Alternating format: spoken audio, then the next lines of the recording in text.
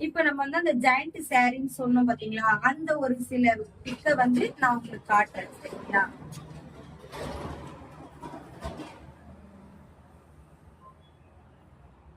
பாருங்க, இது வந்து ஜாயிண்ட் சாரி. இது ரெண்டு தான் நம்ம வந்து என்ன பண்ண போறோம், ஜாயின் பண்ண போறோம்.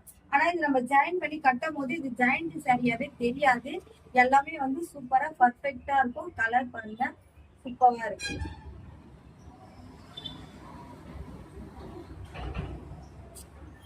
இதுக்கு பிளவுஸும் நம்மளுக்கு வந்துடும்.